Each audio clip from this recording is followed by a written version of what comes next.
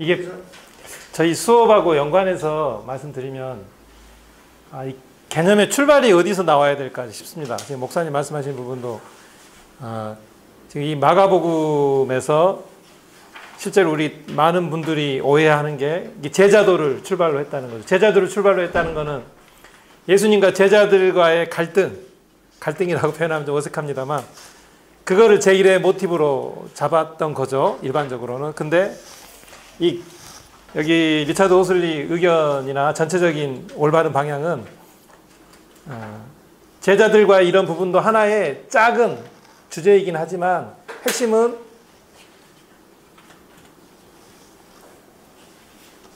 그 기득권층이라 그러나요? 이게 바리새파, 로마라는 이 나라보다도 이 안에 바리새파 사두개인 그 이스라엘의 기득권층과의 대립을 제1로 보고 그러한 얘기를 전개하는 과정 중에 제자들과 이런 모습들은 부분적으로 들어간다. 이제 이런 내용들이 나옵니다. 제가 그 처음에 수업 시간에 그 제국주의를 얘기할 때도 그렇고 이 제국주의와 이 복음서에 대한 내용과 연관을 할 때 이 모티브가 결국 이 주변부 같아요. 주변부. 적당한 단어가 생각이 떠오르지 않습니다만 이걸 이 주변부라고 하면은 우선 조금 이제 특정화 시킬 수는 있죠. 이 주변부라는 게 장점이 이 주변부는 어디나 존재하는 거죠. 예를 들면 강대국이 있으면 약소국이 주변부가 되기도 하고 약소국 내에서도 중심부와 주변부가 있는 겁니다. 그러니까 이제 이스라엘을 배경으로 하면 헤로드 왕과 바리새파 제사장들은 이스라엘 내에서도 중심부가 되고 갈릴리 사람들 이런 사람들은 아예 주변부가 되겠죠. 그러니까 이 주변부도 이 중심부와 주변부가 이게 겹쳐지는 스타일의 사람들이 또 있기 마련입니다. 여기에 이제 예루살렘 사람들도 포함될 수 있고 아까 그 2장 3장에 나온 내용들 보면 이 바리새인들인가요? 바리새인들이 약간 이게 중심부 주변부에서 왔다 갔다 하는 경향들이 있었죠. 그 로마로부터 지배받았을 때 이 제사장과 왕은 아예 그냥 로마의 그 앞잡이가 됐던 반면에 바리새나 사두개인들 같은 경우, 특히 바리새인들 같은 경우는 이 둘 사이에서 갈등을 했다는 얘기들이 주로 나옵니다. 근데 결국에는 사실 중심부죠. 갈등을 했다는 거는 중심부인데 이제 그 로마라는 이스라엘이라는 어떤 특수한 문화에 너무나 심한 압력이 왔을 때 그 대표적인 게 우상숭배에 가는 거죠. 이제 우상숭배가 별게 아니라 빌라도가 로마의 신상이 그려진 깃발을 들고 예루살렘 성전으로 이렇게 입성할 때, 예루살렘으로 들어올 때 그런 거는 이제 견디기 힘들다는 겁니다. 그럴 때는 이제 이 바리새인들이 목숨을 내걸고 이제 항명하는 이런 일이 벌어진다고 합니다. 이제 이럴 때는 사실은 이제 경우에 따라서는 이 중심부들도 움직이는 경우도 있는 거죠. 모든 중심부는 아니지만 이제 그런 경우도 있지만은 이게 섞일 수는 있습니다. 중심부, 주변부가 섞여 보이기도 하고 때로는 이 중심부 가까운 사람들도 목숨을 내걸고 싸울 때도 있고 그 대표적인 경우는 아까 나왔던 그 헤로드 왕 말기 때 그 누구죠? 이름이 생각나지 않습니다만 죄송합니다. 찾으려니까 안 나오네. 이게 아까 그 헤롯이 죽을 때 그 성전 위에 헤롯이 죽기 전에 독수리상을 세우고 이제 헤롯이 적극적으로 저 독수리상에 절하라 이런 말 안 했겠지만 독수리상을 세우는 장면을 봤을 때 그때 이제 랍비들이 이제 나섰던 거죠. 이게 헤롯에게 이제 저항을 했던 겁니다. 그래서 헤롯이 이제 그 사람들을 다 죽이는 이제 이런 일도 있곤 합니다. 이제 그런 어떤 중심부와 주변부 중간에 있는 사람들도 때로는 중심부에 가까운 사람들도 필요에 따라서는 이제 그렇게 이제 목숨을 내고 순교를 하는 경우도 있습니다. 이제 그런 맥락에서는 꼭 중심부 주변부를 이렇게 선악으로 보려고 하는 어떤 시각은 조금 벗어놓을 필요가 있는 것 같아요. 그런데 이제 분명히 이 주변부는 있는 거죠. 우리가 주변부가 있다는 것을 우리가 감안하는 게 중요합니다. 이게 그래서 이제 예수님이 주로 선교를 했던 갈릴리 사람들, 이런 사람들은 뭐 거의 아직까지는 이 갈릴리란 지역 사람들에 대해서는 그 주변부 백성으로 그냥 일괄적으로 이야기를 하고 있습니다. 그게 이제 저희가 처음에 제국주의 처음 할 때 인도에서 서발턴이라고 있었죠. 서발턴.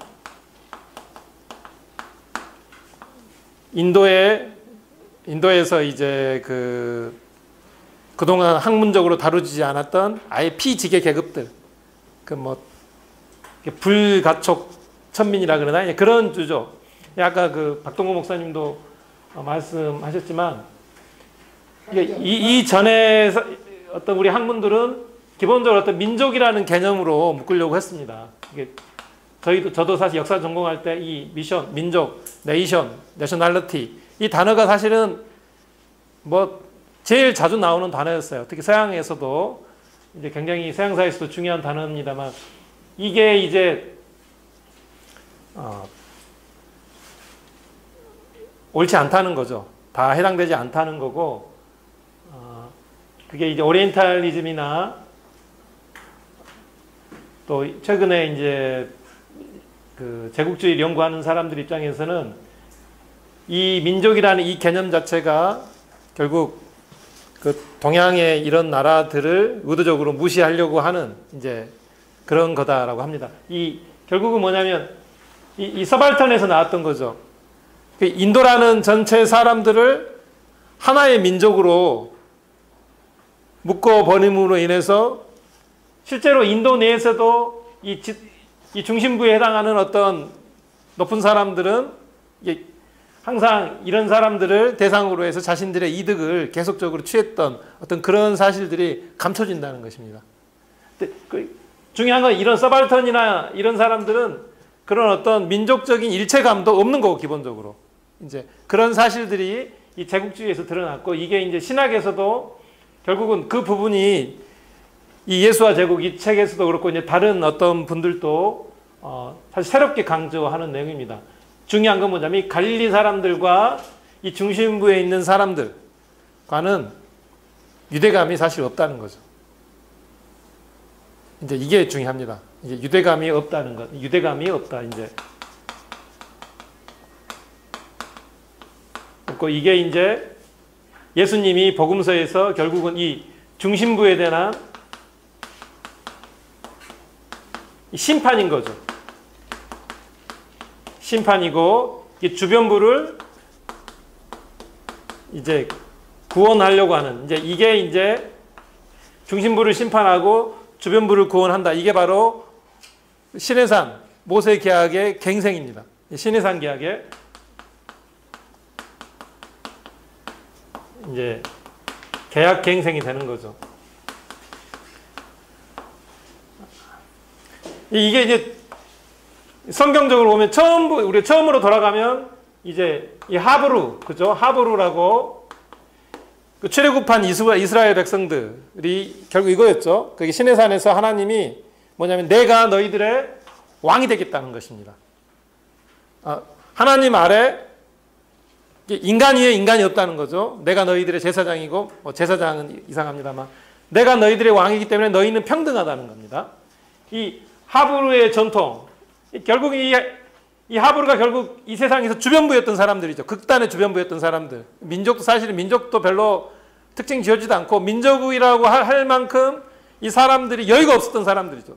막노동, 평생을 막노동하는 사람들. 이렇게 막노동하는 사람들끼리의 공동체 정체를 가지고 있는 사람들이었습니다. 그렇죠? 이 사람들이 언제까지 이 하브루의 전통을 가지고 있었느냐? 분명하게 얘기할 수 있는 거는 이 왕권이 세워지기 전까지는 이 전통이 강하게 남아 있었다고 봐야죠. 사사기까지, 그죠? 사사기까지는 이 전통이 강하게 유지됐다고 하고, 뭐 성경 말씀이 꼭 중요한 건 아닙니다. 성경에서도 이제 기드온이 이제 그런 얘기를 하죠.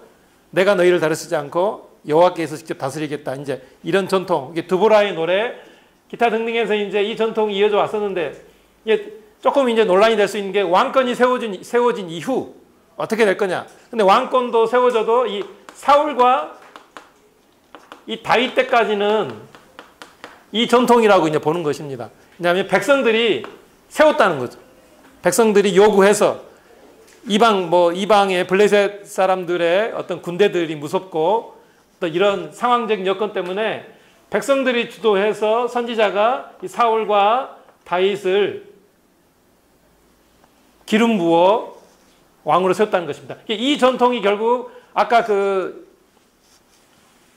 이스라엘 그 예수님 당시 예수님도 포함해서 예수님 이전, 예수님 이후 그 로마를 대항해서 일어났던 여러 가지 메시아들이 있었잖아요. 그 선지자들도 다 이런 역할을 했다는 겁니다. 백성들이 불러서 백성들이 요구해서 그 결국 메시아가 됐다는 거죠. 그러니까 이 사울과 다윗까지만 해도 왕이라고 하지만 어떤 이런 전통에서 이제 이 주변부 전통에서 그렇게 뭐 많이 벗어나지 않았다는 것입니다. 이게 하나님이 직접 왕이 되는 거죠. 아직까지는. 근데 이게 이제 깨진 게 결국 솔로몬 때, 솔로몬 이후 이제 아무래도 그때도 이제 성전하고 관련된 거죠. 성전. 이 성전 세우고 이게 하나님이라는 게 이 장소, 한 장소에서 이제 섬기는 대상이 되고 더구나 이제 이 솔로몬이 이제 우상 숭배도 하지만 이제 성전을 건축하잖아요. 그 건축하는 과정 중에 이제 사람들을 이제 괴롭히게 되고 억압하게 되고 그리고 솔로몬 이후에는 이제 이런 부분들이 더욱 극대화됨으로써 나라가 나뉘게 되는 이런 상황이 됩니다. 이 하브르의 전통은 결국은 이 구약을 이렇게 관통했던 것입니다. 그게 이제 북부 이스라엘 같은 경우는 결국은 우리가 이렇게 너희와 같은 왕을 인정할 수 없다는 거죠. 우리는 억압에 동참할 수 없다. 그래서 이제 결국 시간이 가서 뭐 북부는 아시리아에 망하고 남부는 바벨론에 망하잖아요. 근데 거기까지도 이제 유지가 되다가 결국 이 하브르 전통, 이 주변부 전통이 망하게 된 건 아직까지는 어쨌든 망하지 않은 거죠. 솔로몬 때 저항도 하고 그래서 나라가 분열되고 했지만 결국 제일 위기가 이제 뭐 BC 530여 년 전, 537년인가 이 정도 해서 이제 바벨론의 포로로 들어갔던 유대 지도자들 중심으로 모두가 지도자들은 아니었겠습니다만 유대 지도자들 중심으로 이 사람들이 이제 537년인가 527년인가 제가 정확히 모르겠습니다만 이제 바벨론 멸망이요? 아니 그 바벨론으로 포로 갔던 사람들이 고레스 칙령, 고레스 칙령을 따라서 이제 유대로 돌아옵니다. 그래 그들이 이제 돌아와서 한 게 이제 이 성전을 세우는 거고 성전만큼 또 중요한 게 뭐냐면은 율법을 정리합니다. 율법.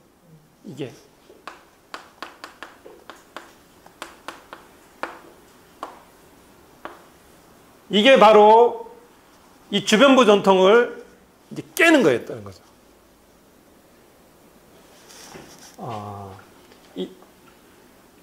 여기까지는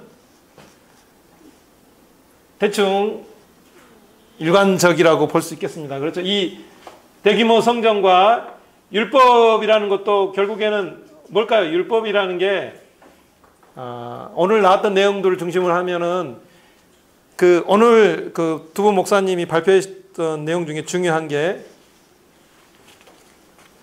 그 정확한 용어 상층 율법이라 그랬나요? 상부 율법, 하부 율법 그랬는데 오피스 목사님도 잠깐만요. 네.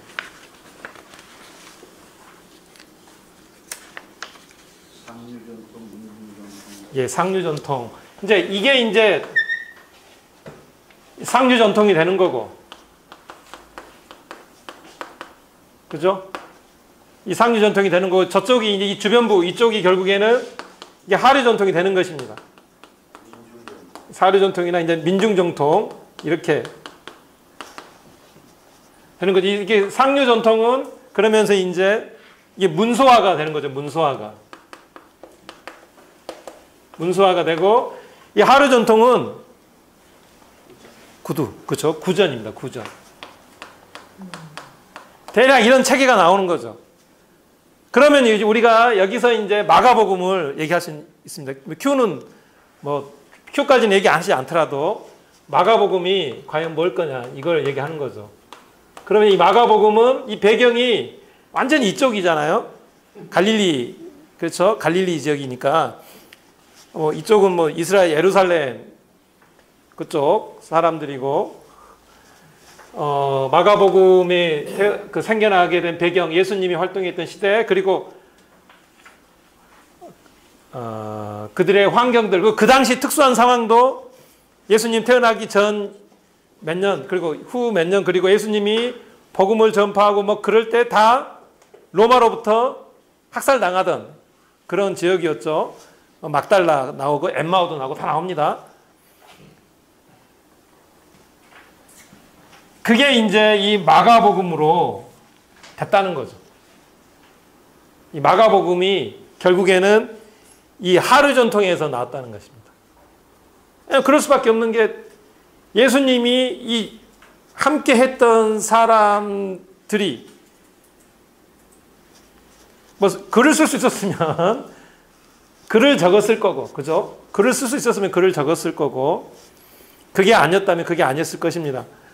근데 예수님의 이 제자들, 예수님과 함께 했던 사람들은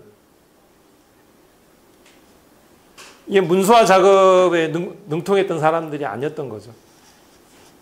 이 문서화라는 것은 이 문서화가 될 수 있는 작업 환경이 있어야 됩니다. 이게 성전이라는 넓은 공간 가운데서 여러 사람들이 체계화할 수 있는 어떤 시스템, 그리고 지금의 비용과는 다른 상상할 수 없는 정도의 비싼 종이들과 인쇄는 못하니까 이렇게 여러 가지 이제 복잡한 과정과 비싼 돈이 필요한 거죠.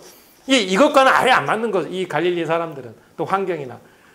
그래서 이 마가복음이 결국에는 아까 그 목사님도 말씀하신 것처럼 거기서 이제 이야기 얘기가 나옵니다. 그 오피스 목사님 발표하신 내용이 사실 후반부가 상당히 좀 섬세하고 어려운 내용인 것 같아요.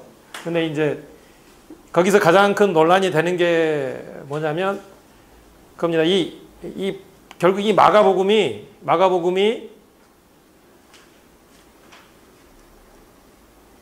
개별적인 것으로, 구절들이 개별적인 구절들로 존재했느냐, 처음에. 그게 이제 합쳐진 거냐. 근데 그게 이제 그 계몽주 이후 지금도 아주 전통적인 해설은 이 복음서의 그 성경 구절들이 개별적인 사건들이었다 라고 합니다. 심지어는 뭐 하나의 사건 내에서도 개별적인 것들이 묶여 있다는 거죠. 뭐 저번에 제가 말씀드렸지만 길 가다가 미리삭 따먹는 장면에서도 세 개의 사건, 아니면 뭐 두 개의 사건에 하나는 가공된 사실, 이렇죠. 뭐 예수님께서 길 가다가 제자들하고 미리삭 먹는 장면은 그거는 그런 일이 있지 않았다. 근데 그게 아직까지도 주류적인 것 같아요. 생각을 해봐요. 그게 뭐 이렇게 그런 일이 있겠냐. 지나가다가 미리삭 먹는데 어찌 딱 100만 문제 이런 확률로 그걸 바리새인들이 지켜보고 있다가 그걸 시비를 거느냐. 이제 이런 거예요. 그게 역사적 비평적 해석입니다. 근데 이 개별적인 걸로 보면은 어떤 그런 식의 상황들이 된다는 거죠. 근데 그게 일반적인 얘기인데 이제 이 민중신학이 입장에서는 그런 개별적인 사건도 아니고 이야기가 하나부터 끝까지가 계속 되어 있을 거라는 거죠. 왜냐하면 이거는 말이니까. 우리의 판소리하고 비슷한 겁니다. 이게 개별적인 사건 위주, 자꾸 이런 시각이 뭐냐면은 끊어서 보는 거죠. 이게 문서 작업이라는 것은 1부터 서론, 본론, 결론 해가지고 끝낼 수 있잖아요. 근데 이야기, 예수님과 함께 다니는 사람들이, 예수님과 더불어 지내던 사람들이 복음을 얘기할 때 특히 예수님이 제자들을 파송을 하잖아요. 그죠? 예수님께서 첫 번째 했던 하나님 나라 작업이 바로 제자들을 뽑는 거잖아요. 이 제자들을 뽑아서 제자들이 하는 일이 뭐냐면 나오죠. 두 개죠. 여러 가지 뭐 얘기도 있습니다만 당신과 함께 하는 거랑 번에서 선교하는 거지 않습니까? 이 번에서 선교한다는 건 자기들이 얘기할 수 있는 게 있어야 되잖아. 그 얘기라는 게 이 판소리처럼 처음부터 끝까지가 연결되어 있는 그게 있다는 거죠. 그게 이제 다시 이제 돌아오면 이 마가복음 1장에서 3장까지 그때 저희가 얘기 나눴던 하나님 나라 얘기 있잖아요. 1장 14절 15절에서 예수님이 회개할 하나님 나라를 선포하고 그 하나님 나라가 뭐냐? 그 하나님 나라가 뭔데? 그게 바로 1장 14, 15절 이하 제자들을 뽑고 뭐 병치료하고 악령 추출하고 뭐 공동체 식사하고 손 마른 자 치유하는 그 3장까지가 하나의 스토리라는 겁니다. 이야기. 그게 이제 제자들이 나아가서 이제 마을들마다 만약에 선교를 한다 그러면 그걸 이제 말로서 푸는 거예요. 말로서 풀니까 이제 그러다 보니까 A라는 사람이 가서 말하는 거랑 B라는 사람이 가서 말하는 거랑 내용이 좀 틀릴 수 있는 거죠. 그래서 자기들끼리 싸울 수 있는 거지. 내가 맞아, 네가 맞아, 막 이렇게 싸울 수 있는 겁니다만 실제로 그 차이는 중요한 게 아니라는 겁니다. 이게 문서주의 입장에서는 그 차이가 사실은 있으면 안 되는데 실제로 있잖아요. 이제 그 차이가 중요한 게 아니고 결국에는 이게 하나의 이야기로 됐기 때문에 이런 어떤 구전적 전통, 이 하부, 이 민중 전통의 입장이라면 당연히 이 마가복음이나 이런 어떤 큐 자료까지도 그런 이야기로 이제 우리가 이해할 수 있다라고 볼 수 있습니다. 근데 결국 이제 이 537년 이때 이제 이런 어떤 대규모 성전이 지어지고 성전을 좋게 얘기하면 엘리트, 그죠? 엘리트 그룹이 하나에 짜지는 거잖아요. 엘리트 이게 이 그룹들이 하나의 어떤 문서 전통을 만들어내는 것입니다. 그래서 이제 이 그룹들이 이제 강조하는 거는 성경에서 이제 모세오경, 신명기나 이런 어떤 하나님과 개인의 관계를 강조하지만 그래서 뭐 굉장히 경건한 얘기들. 근데 이 하부 이쪽 계통들은 제일 좋아하는 자주 인용되는 게 이제 시편 같은 거죠. 하나님이 우리를 구원하신다. 또 개인적인 거라도 나의 원통함, 가난하고 억눌린 자들을 이제 어떻게 하나님이 보상해주는 어떤 그런 내용으로 이제 하나님과의 관계가 이게 계속적으로 이제 이 둘 간의 관계가 있었던 거죠. 그게 이제 그렇지만 이제 그 이 로마라는 거대 악, 이 공통된 악이잖아요. 자기들끼리 물론 이 중심부가 결국에는 의존하는 경향도 있었지만 그래도 이제 이 로마라는 거대 악에서 때로는 이 둘이 이제 같이 이제 협력하기도 하는 상황이 벌어졌던 것입니다. 그게 이제 아까 이제 박동원 목사님 얘기하신 그 예수님 활동하실 그 당시입니다. 그 당시에 이제 이 빌라도가 왔을 때, 빌라도가 이제 로마의 길을 들고 올 때 이제 유대 사람들과 갈릴리 사람들 포함해서 6월절 때니까 이제 포함해서 빌라도 관사를 이게 둥그렇게 몇 겹으로 돌아앉아서 이제 목을 내놓는 우리가 목숨을 내놓겠습니다. 당신이 저 우상 숭배 저 짓을 그만두지 않으면 그러니까 이제 빌라도는 너희들 뒤에 있는 군인들이 너희들 목을 칠 거다. 빨리 해산해라. 하지만 끝까지 이제 버텼던 거죠. 그 끝까지 버텼던 이런 상황에서는 이 중심부 주변부 같이 했던 거예요. 이 전통이나 여기서나 그거는 용납할 수 없었던 것입니다. 그러니까 이제 상류 전통이라 하더라도 쟤들이 뭐 이 상류 전통이 나쁘다 이렇게는 얘기할 수 없다는 거죠. 이 상류 전통에서도 결국에는 어떤 로마에 대한 어떤 저항적인 것들이 있지만 결국 이 하류 민중 정통보다는 치열함이 덜합니다. 제가 보니까 최근에 역사적 예수 하시는 분이 글을 올렸더라고요. 어떤 저는 김기흥 씨가 누군지 모르겠는데 김기흥 교수라고 역사적 예수 글을 썼나 봐요, 그분이. 근데 이제 변영곤 목사라는 분이 이게 서론을 정리해가지고 올려놓으시더라고요, 페이스북에. 근데 이제 이 역사적 예수 연구에 그 예수님 활동 당시의 배경을 적었어요. 근데 글만 대충 보면 누구나 좋아할 수 있는 내용입니다. 근데 핵심이 뭐냐면 예수님 당시가 그렇게 힘들었다는 내용이 나오긴 해요. 뭐 로마로부터 압제당하고 뭐 백성들이 힘들었다. 그런데 갑자기 무슨 단어가 나오냐면 그 상황에서 예수님이 고민을 했다는 말이 나옵니다. 고민. 이게 엉뚱한 거죠. 우리가 딱 보면 이게 엉뚱한 건데 고민을 하시다가 결국엔 뭐냐면은 선언하신 게 심판은 아니고 은혜와 구원을 얘기하셨다는 나와요. 이게 결국 이게 역사적 예수예요. 요즘 하시는 분들이 보니까 뭐 크로스안도 사실 이런 것 같아요. 크로스안 내용을 잘 뭐 봐도 저도 이해를 잘 못하겠는데 이제 이 역사적 예수 하시는 분들이 왜냐하면 상황을 얘기는 합니다. 상황을 얘기하는데 그래도 이 상황도 대충 하는 게 꼭 얘기해야 될 게 뭐냐면은 아까 예수님 활동하실 때 그 전후에 수천 명이 학살되고 뭐 10여만 명이 포로로 끌려가는 이런 내용들이 없는 거예요. 이런 내용이 없으니까 이 심판이 없다는 얘기가 나오는 것입니다.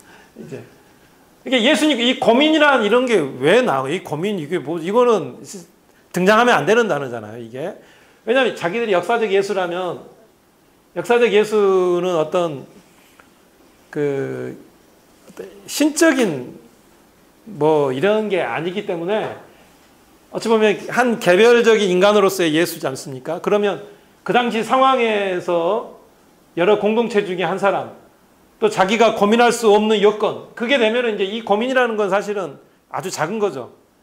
다시 얘기하면 고민할 여지가 없는 상황이에요. 고민할 여지가 없고 예수가 지도자로 됐다는 것 자체가 거기 있는 사람들로부터 동조를 얻는 바가 있다는 것이기 때문에 이제 이런 내용들도 사실 상당히 동의를 받고 요즘 뭐 인기를 얻는 부분인 것 같긴 합니다. 그 사도 바울의 그 내용도 있죠. 우리가 얘기했던 게 그 로마의 용어를 가지고 왔잖아요. 개념도 똑같습니다. 복음, 주 이럴 때 그 전 세계 사람들이 어거스틴이 아니고 옥타비아누스를 섬겼던 방식입니다. 근데 그 주, 뭐 나라, 뭐 이만, 뭐 그 모든 개념을 사도 바울이 기독교로 가져와 버렸잖아요. 교회까지도 그 당시 민회, 그 황제를 숭배하는 어떤 방식을 어떻게 결정할지를 결정하는 민회, 그 민회 개념을 가지고 와서 교회도 만들었던 이 사도 바울도 그렇습니다. 이 사도 바울뿐만 아니고 제가 이따가 하겠습니다만 이 요한도 물론 이게 이 요한이 요한복음하고 요한 1, 2, 3하고 요한계시록 요한이 같은 사람인지 다른 사람인지 모르겠는데 전혀 아니다라고 얘기하기 힘들 것 같아요. 제가 요한 1서를 보면 요한계시록에 나온 어떤 그 에베소 교회를 묘사하는 장면이 단어가 똑같더라고요. 보니까 이제 개념들이 그런 거 보면은 좀 아예 다른 사람이라고 보기 힘든 것 같아요. 이게 뉘앙스가 워낙 틀려서 사실 조금 다르긴 한데 근데 이제 이 요한 자체도 요한계시록 보면은 그 용어나 이런 것들은 이 로마의 개념들을 헬라어를 가지고 오거든요. 그런데 이제 이 사도 바울에서처럼 나중에 사도 바울도 그렇게 정리를 하잖아요. 이 개념은 가지고 왔지만 결국에 그게 이제 로마의 평화, 팍스 로마나와 이 기독교, 하나님의 복음이 경쟁에서 살아남기 위한 어쩔 수 없는 선택이었다. 이제 한마디로 하면은 이제 그렇습니다. 이 요한도 그렇습니다. 요한계시록이나 이런 것도. 근데 요한계시록은 이제 훨씬 바울서 신보다 이제 처절하잖아요. 처절하게 되는 거는 이 상황 자체가 계시록 상황이 더 처절하기 때문에 하지만 그런 상황에서조차도 어떤 이 로마로부터의 어떤 공격성을 감추기 위한 어떤 배경이 있다고 합니다. 그리고 이 마가복음도 결국에는 이제 오피스 목사님 발표하신 내용 중에 제일 뒤에 보면 5번 밑에 세 번째 줄 마르코와 큐는 갈릴리들과 지역의 농민들을 마을을 거점으로 하는 운동 속으로 더 이상 은밀하지 않게 동원하는 이게 뭐냐면 그 전에는 이제 이거는 숨겨진 것들이었죠. 숨겨진 전통이었습니다. 이쪽 내기는 이게 구전이었고 숨겨진 전통들이었고 여기는 상류 전통이었는데 물론 이제 숨겨졌다는 게 사실 공통성도 있습니다만 기본적으로 숨겨졌다는 거는 이쪽인 것 같아요. 이제 구전으로 전개됐던 어떤 이 민중들 그리고 이 숨겨졌다는 거는 기본 주류 역사로 등재가 안 됐던 거죠. 이제 이스라엘의 반란, 이스라엘의 로마 저항할 때는 이 사람들, 이 갈릴리나 이런 사람들은 폭동이 일어나기 전에 반란이 일어나지 않으면 묘사가 안 된 겁니다. 그래서 그들이 현명하게 했던 사보타지, 여러 가지 또 버티고 이런 것들은 역사에 포함 안 됐던 이제 이런 내용이죠. 그러니까 대체로 이 갈릴리 사람들은 숨겨진 역사에 있는데 이제 뭐냐면 은밀하지 않게 된 거죠. 마가복음서에 보면 이제 등장을 하게 됩니다. 이제 그 과정이라는 거죠. 이렇게 은밀했던 것이 이제 예수님이 이제 결국은 어떤 결국 복음서를 쓴 사람, 이 마가라는 사람이 그 주변부에서 말로 돌던 구전의 내용들, 그것들을 이제 자기가 신앙이든 무엇로 이게 확신을 하고 정리를 해서 이제 공개적으로 드러낸 내용이라고 이제 하신 것 같아요. 그러면서도 되도록이면은 그 복음서에서는 이렇게 어떤 로마 제국, 힘을 가진 자들에 대해서는 어떤 조심스러운 태도는 계속 유지를 하고 그래서 논란된 부분들 있잖아요. 세금 내는 부분이야. 이런 부분들은 즉각적으로 보면 도저히 이해가 되지 않는 우리 식으로 보면 그러나 이제 그게 다 그대로 깔려 있는 이제 이런 상황이라고 이제 생각합니다.